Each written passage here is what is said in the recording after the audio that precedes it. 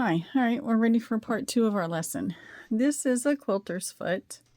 If you put it into your machine, you would put the edge of your fabric right here, not here on the bigger piece, but on this little skinny piece, and that would make your quarter of an inch seam allowance from here, which is where the needle goes, to the edge.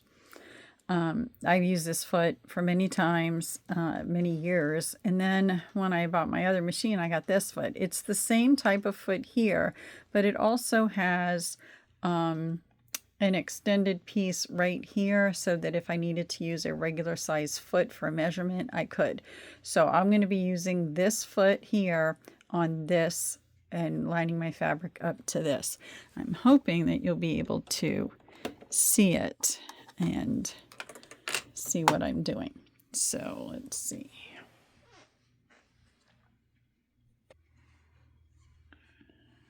All right, so I have cut a bunch of fabric, and I also had cut a bunch of weights. So right over here you can see what I have done so far. All I'm going to do is make a 4-patch. So I have my machine set and ready to go, and now it's time to sew. So what I like to do is I like to sew them in order. So I'm going to grab one of these, which is a dark, and I'm going to grab one of these, and it's a light. I'm going to make sure my raw edges here are even, and as I put it down under my presser foot, this seam right here has to go on this short edge right here. So I'm going to work on that one. Now I don't like to do extra work. I like to get things done kind of fast. I'm looking for the right side of this. So since on this one, when I sewed it, I had the dark side here and the light one on top, I'm going to put the light one down, and I'm going to grab another piece of fabric, and I'm going to put it on top of that. And I'm going to run it through the machine. All right, so I'm going to do it again. And I'm not the kind of person that matches colors, so whatever I grab is what I use.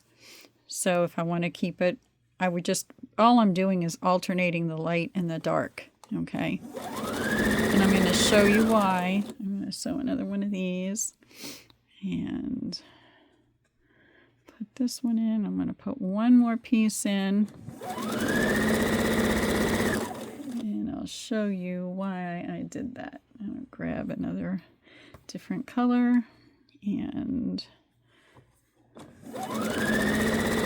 now when I do this, I do a whole string of them, okay, just because it's easier. But now I'm going to go ahead and cut these apart. So let me move my machine out of the way so you can see what I have. I have the 4 pieces that I just sewed together. If I cut here and I open up this piece, I have a 4-patch ready to put together, okay? I don't have to clip this little piece in between, that little chain stitching. I can now fold this together, and when you do it, you want to make your seams lock. And I do a finger pin, and I'm going to push this seam up to the dark up here away from the light, and I'm going to push this seam down towards the dark here. All right, so let me move my machine back to this. I'm going to make sure my raw edges are even up here at the top. And if you want to, you can stick a pin in right here. I actually like to stick it right on the seam. And if you wanted to hold it in place, you can. When you get to it, however, pull the pin out.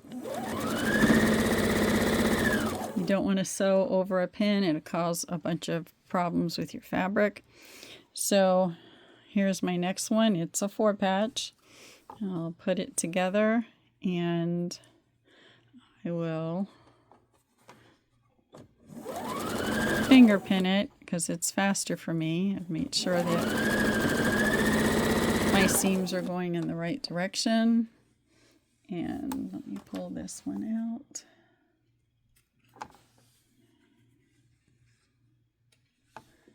And here's my 4-patch.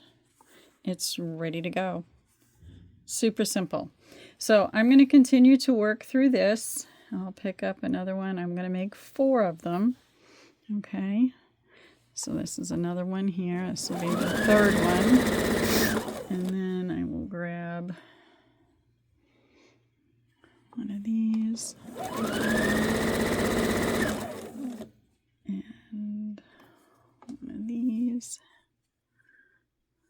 And it doesn't matter if the colors match.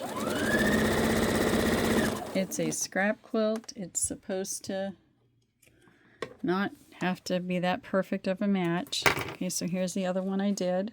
There's that one. And then, let's see, did I line this one up? Yep, I have it light, the darks and the lights. So I'm going to flip it and sew it together again. And then you want to have 4 of them. When you put 4 of them together, it makes what we call a 16 patch, obviously. I can only math when I do the quilting. If I have to math regular ways, I can't do it, but I can do quilting math. And then I'm going to lay this out because I had to cut an extra piece, so that other piece. All right, so now what I'm going to do is I'm going to push this through. I want to make sure this bottom one lines up because it didn't feel right to me. Okay, and to hold a place, I do what we call in quilting a leader ender. So I'll grab another piece of fabric and make sure that it's there. It'd be the beginning of my next 4 patch. Because what I would do if I was actually making the quilt today is I wouldn't make the 4 patches right off the bat. I would make a bunch of the 2 patches that I have in here, and then I would put them together. But I want to show you what it looks like. So let me see if I can't get some room here. So this is the 4 patch. It is not ironed at all. It's just there. You can iron them before you do this stage, but I want to show you what it looks like before I sew it together. This is the 16 patch. Okay, let me see if I can't move the camera a little bit without losing the video. So here's the pieces. Here's the 4 patches. I'm going to sew them together. I'm going to flip this over and sew the seam and sew this seam, and then I'll flip it and open it up. So let's just put this back in here so I don't mess anything up so that you can still see it, hopefully. So again, I'm going to flip them this way. I'll bring the machine back. And this is the fast way of putting them together. Now, ideally they should be ironed, but it's not a big deal if you don't iron them until you're done.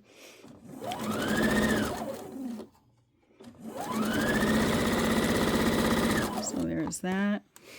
And then here's the next piece.